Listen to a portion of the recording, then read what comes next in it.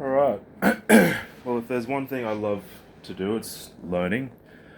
I'm constantly learning and increasing my perspective of possibilities, what things are out there that exist that one might know about, and just, I guess, reducing my inevitably massive ignorance, which, because I'm only a mortal human being with the capacity to only know a finite amount of things that come into the scope of my perception and perspective and consciousness as I experience life as a human being.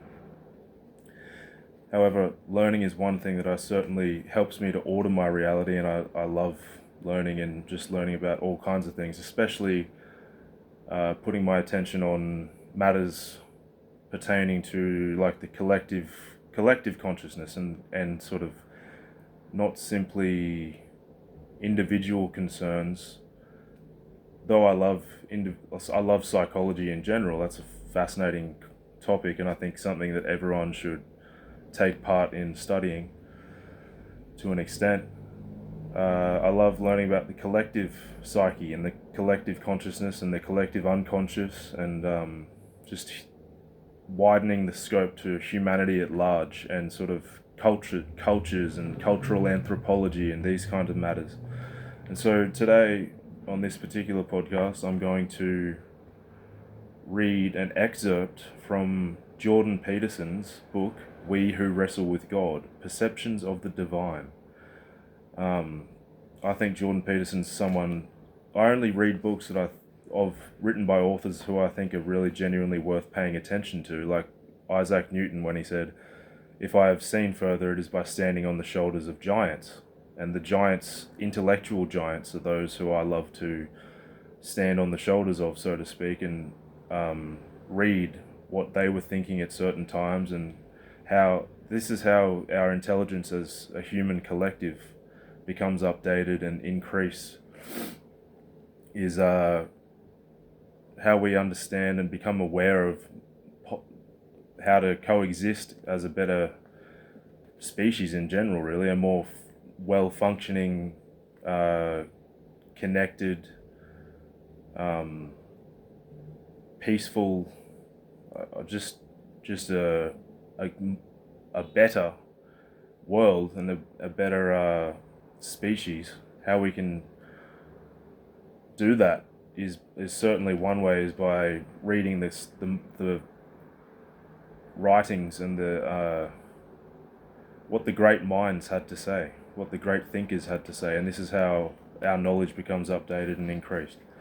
And so I think Jordan Peterson is truly a great mind, and he has some excellent things to say, and he has an excellent understanding of such a wide, broad range of subjects and topics, and can put them in such well articulated words in his writing and in his speech. He's worth listening to on podcasts as well, for that matter. But I think he's someone genuinely worth paying attention to. And there's not many that I don't think there's. Well, I mean, I'm sure there's many great thinkers out there in the world living now, but that I'm aware of, he's certainly up there with the best of them. And so we're going to read an excerpt here from chapter 1, I think it is, 1.3. The real and its representation is the subheading. So here goes. What could possibly be more real than the facts? First, which facts? And there indeed is the rub.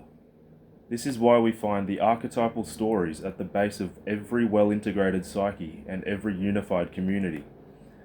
These stories provide the structure through which we apprehend the facts and communicate the hierarchy of value that lends weight to one fact over another. The great stories reflect the aim that motivates us and provides security to the individual, and which, when shared, constitutes the basis for community. That aim is a prerequisite to the active perception that allows us to encounter what most truly exists. The stories that are depictions of our aim and our character have a primary reality, not least because even our understanding of the real, even our direct perception of the facts, depends on the a priori existence of these depictions. Are the facts more real than the instrument that allows for the determination of facts? We cannot help but see the world through a story. More precisely, we see the world through a structure that, when portrayed in drama or verbalized, is a story.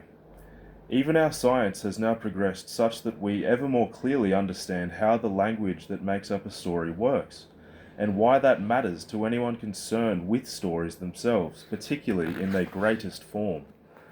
The body of any human language contains within it an empirically derivable coding of meaning. We can map this coding as the statistical relationship between letters, words, phrases, sentences, paragraphs, and so on up the living tree of the logos. A word is identifiable as a word because it fits the mathematical pattern of the relationship between letters that characterizes all comprehensible words. It is this pattern that makes certain non-words plausible, such as vims, blin, and fluctuous, and that enables them to be distinguished at a glance from implausible non-words, such as kijuk and zixink and quilolog, or even more radically, M4A3S2T1R. Plausible non-words adhere to the sound patterns of the language in which they are created. They possess combinations of consonants and vowels that are both familiar to, say, English speakers and pronounceable in English. In contrast, implausible non-words contain letter combinations that are either unfamiliar or impossible to pronounce in English. We see an analogous situation at higher or more fundamental levels of meaning. Just as there is a calculable probability that a given letter will follow any other given letter, in fact, there is a hierarchy of such probability, in that the letter E, for example, is more likely than A to follow any given consonant, but A is more likely than Q. There is a high and calculable probability that any given phrase and therefore concept will co-occur or exist in close proximity to a network of other concepts with associated meaning. That set of proximate conceptions are the so-called symbolic associations that help connote, rather than denote, the meaning of the phrase in question. In a well-constructed story, any given network of such associations is surrounded by other networks of comparative similarity and contrasted with networks of contrasting dissimilarity. This expanding network of associations constitutes the landscape of meaning. At the linguistic level, this landscape contains concepts that are similar or equivalently weighted, or are likely to exist in proximity to one another with a high probability. For example, the word dragon is likely to occur near words or phrases such as fire-breathing, mythical, legendary, creature, serpent, beast, fantasy, folklore, mythology, guardian of treasure. The word witch near magic, spell, broom, cauldron, familiar, black, robe, hat, hex, potion, and coven. The word father near love, family, support, guidance, role model, mentor, provider, protector, legacy, wisdom, and magic. The word villain near evil, antagonist, wicked, nefarious, malevolent, despicable, corrupt, malicious, unscrupulous, and diabolical. Beyond the linguistic level, this landscape also exists in the realm of image and behavior. It is easy to bring to mind relevant examples drawn from popular culture. The basilisk, a dragon variant in the second volume of the Harry Potter series, whose gaze killed or at least petrified as a rabbit is turned to stone by the eyes of a wolf, and whose bite can be cured so mysteriously by the tears of a phoenix. The father represented by Geppetto in the film Pinocchio, who wishes most devoutly that the son he carves could free himself from the marionette strings that determine his destiny, the attraction of deceit, the temptation of neurotic victimhood, the cheap rebellion of delinquent hedonism. And the figure of the Joker in The Dark Knight, the villain whose perfidy is so deep that he betrays even the ethos of the thief. Such association between images is, if anything, deeper than the analogous association between words, because an image can present a very large number of ideas at once, in comparison to the more restricted bandwidth of language. This is perhaps particularly true in the case of moving pictures. The association between images exists because there are patterns of character in the human world of attention and action that exist in relationship to one another in a regular and identifiable way. If this were not true, we could not maintain our proximity to one another, or even to ourselves, as the unpredictability that would otherwise reign would prove emotionally intolerable, and we would certainly not be able to cooperate in relation to some shared goal or aim. This pattern of association is how the idea of, say, symbol is best understood. Something that is symbolic of something is not a mere substitution, obscuration, or false replacement, in the Freudian repression sense, for that thing. It is instead something that brings to consciousness, in word or picture, a host of co-occurring ideas and images, and in that manner fleshes out the relevance, significance, implications, or meaning of what it exists in as in association with. Someone's pattern of attention and action in the real world can produce the same effect. A new person can be someone reminiscent of an old friend, an old enemy, a sister or brother, or even something more fundamental, more archetypal, something that calls to mind a hero, say, or a villain. We experience such an effect, for example, when we are seized by admiration for someone compelling and charismatic, or by a sense of unease and visceral discomfort, dismay and disgust. It is the fact that those who affect in such manners are acting out a pattern of spirit that compels us to notice more than is simply there for simple and immediate apprehension, that draws our attention to the possibility that something profound and necessary to understand is playing itself out. Although symbolic meaning has been generally regarded as more or less or even indefinitely and irreducibly open to interpretation, a notion taken to its final extreme by the kingpins of the postmodern school, the idea that there is statistical regularity of the co-occurrence of words, images, and behaviors is hardly radical. The reflection of this in the culture at large seems obvious. If it were possible to gather all the texts produced by a given society and map the relationship between words and concepts within these texts, a mathematical model of meaning, at least at the linguistic level, would be, in principle, possible, at least insofar as that production was simultaneously coherent and comprehensible. Furthermore, we now have an indisputable existence proof for precisely such a representation in the form of so-called large language models. These AI platforms use an improbably large number of parameters, estimated by some observers at 1.76 trillion in the case of GPT-4, to specify the relationship between words and concepts that are present in the many texts that serve as training material for such models. For a variety of reasons, it is far from clear that even such an expansive textual library is sufficient to train a statistical model with an unbiased representation of the linguistic map of meaning, and this presents a major problem, both practically and theoretically. Some of that bias is a consequence of manipulation by the model's developers. Some is a consequence of favoring contemporary works in the selection of training materials, as electronic text is the most easily accessible.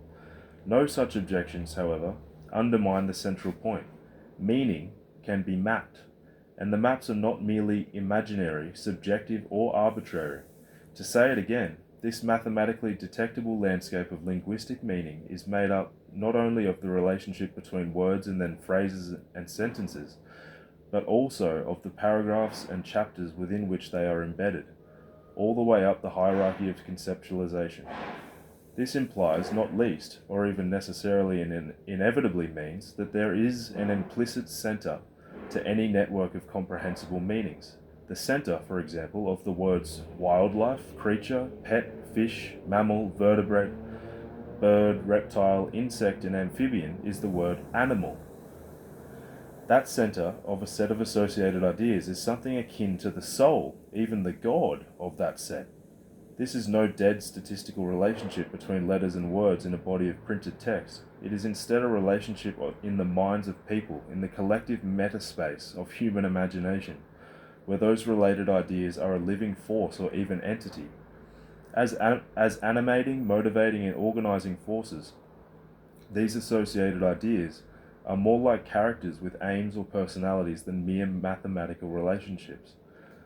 Thus, a pattern of co-occurring animating ideas can be well represented and appropriately and effectively regarded as a living spirit, dynamic and moving, rather than static and dead. Consider the works of Christ in this regard, as he insists in the Gospel accounts that the Word of God can be likened, for example, to a seed. In the parable of the mustard seed, Matthew 13:31-32, Mark 4:30-32, and Luke 13:18-19, the kingdom of heaven is portrayed as contained within and emerging from something small but powerfully alive. In the parable of the sower, Luke 8:5-15, Matthew 13:3-23, and Mark 4:3-20, those who listen or fail to do so are compared to the soil. Some seed falls on the pathway, those who hear but do not understand. Some on rocky ground, those who receive the word with joy but do not endure. Some among thorns, those choked by the cares and riches of life. And some on fertile ground, those who hear, retain, and bear fruit. That theme is developed further in the parable of the wheat and the tares, Matthew 13:24-30 and Matthew 13:36-43, which indicates that various seeds can take root in the human soul, such that many, the tares or weeds, are tempted to take the pathway of the eternal adversary, while others, the children of the kingdom, Matthew 13:38, are those who allow themselves to be possessed by the spirit of upward sacrifice that characterizes the redemptive covenant with God. It is for this reason that Christ warns against the false, contaminating, even deadly leaven of the Pharisees, Luke 12:1, Matthew 16:6. The members of that sect play the role of the religious hypocrites in the Passion, manipulating their tradition to put forward their own self-serving ideas, Mark 7:6-9, claiming for themselves, as do Adam and Eve, the right to establish the transcendent moral order itself, and doing so for no other reason than to falsely elevate their social standing, as Christ describes in an utterly damning manner in Matthew 23. This is a sin akin to the breaking of the third commandment, Exodus 27. Thou shalt not take the name of thy Lord God in vain, for the Lord will not hold him guiltless that taketh his name in vain.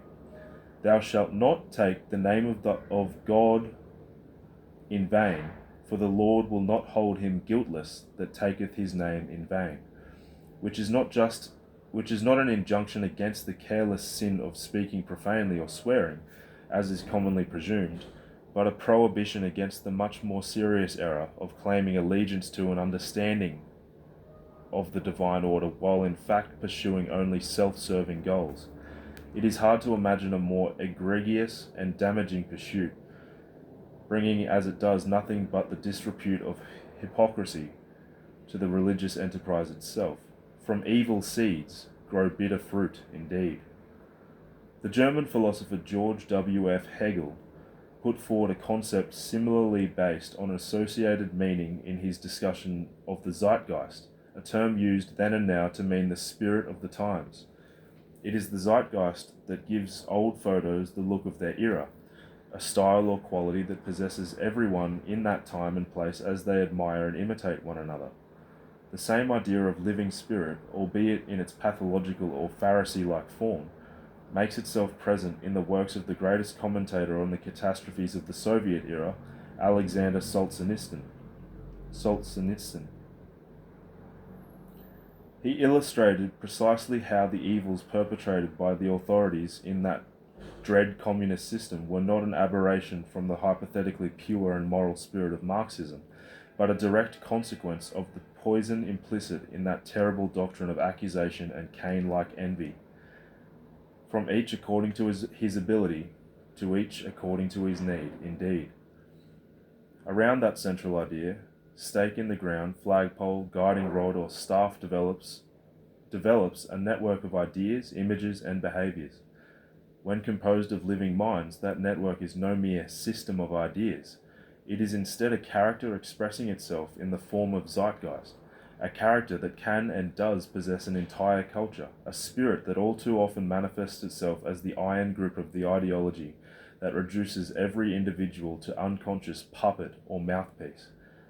Such networks are best considered alive, transpersonal but also personal, abstract in that they are in part the relationship between ideas, but concrete in that they invite in and can be welcomed in by the careless, prideful, and bitter, and subsequently take control of every aspect of their being.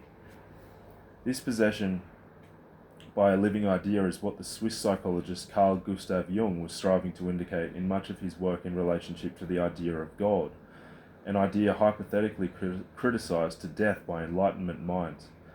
This is what he meant by complex, an idea that had its roots in the free association method discovered and popularized by Sigmund Freud. It was for such reasons that Jung carved the following words in an arch over the entrance to the castle-like stone house he built by hand in Kuschnack, Switzerland, which served as his home in the latter years of his life. Vocatus atvica non vocatus deus aderit. Called or not called, God is present. If the center of a network of ideas, a symbol in some cases, has been represented, specifically denoted by a given word or concept, called, then it has been made conscious or realized, or even made real. If it has not, or has not yet, it may well be still implicit, coded in the relationship between ideas or images or behaviors, but not yet named or subdued. This means, for lack of a better word, unconscious. Similarly, if that center once existed and had been identified but has since been ignored, carelessly forgotten or explicitly rejected, then it is abandoned or dead. This state of unconsciousness or abandonment is reflected, imagined, characterized or described in an archetypal narrative trope. The hero swallowed by the beast, living a half-life in its belly, like the prophet Jonah or Pinocchio's Geppetto, the dead god Osiris in the underworld, or the god of the Judeo-Christian world, whose death was so famously announced by Nietzsche. God is dead, God remains dead, and we have killed him. What is true of words, by the way, is also true of the imaginative images and dramas that guide us and that further contain a further map of meaning representing the behavioral patterns, rituals, and manners of our cultures.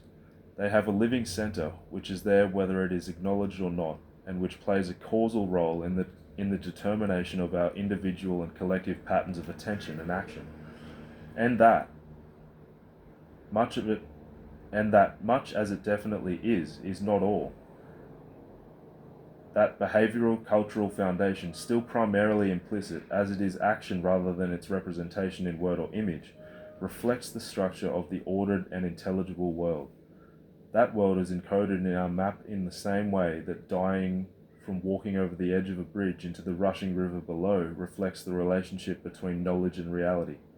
This is the reflection of the structure of the cosmos itself in the soul of man. Thus, even when God is dead, he maintains his existence not only in the depths, but in the patterned order of being and becoming itself. The validity of a given worldview is therefore anything but arbitrary.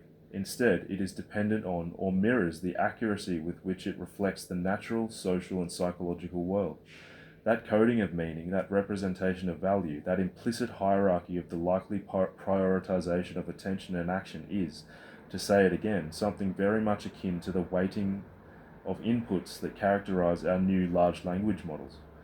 In creating these artificially intelligent spirits, we have externalized and formalized our unconscious, even our collective unconscious, and now must contend with and benefit from the wealth of possibilities and perils resulting from that achievement. This also implies something else of revolutionary significance alluded to earlier.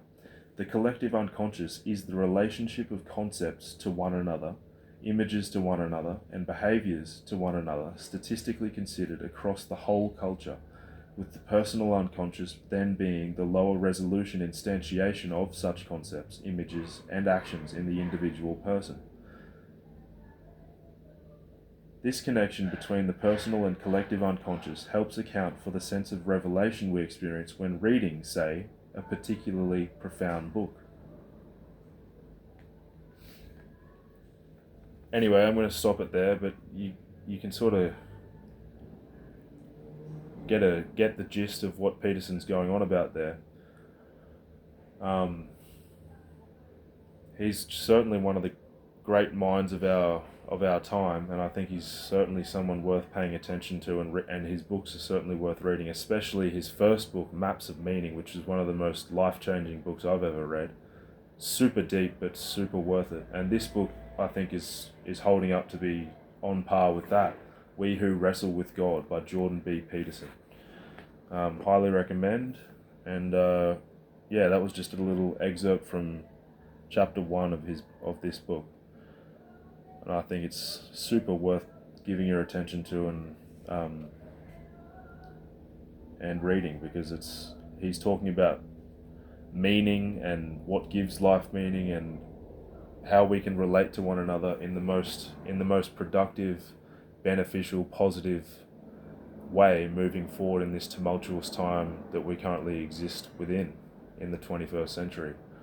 Anything can really happen. There's so much chaos, and the unknown is so great at the moment that like anything really could happen in the next 20, 30, or 5 years even, with all the military and technological innovation that's been going on, and all of the rapid change that's taking place in the world. So it's certainly worth paying attention to a mind such as Jordan B Peterson and this book, We Who Wrestle with God. Thank you very much for your time.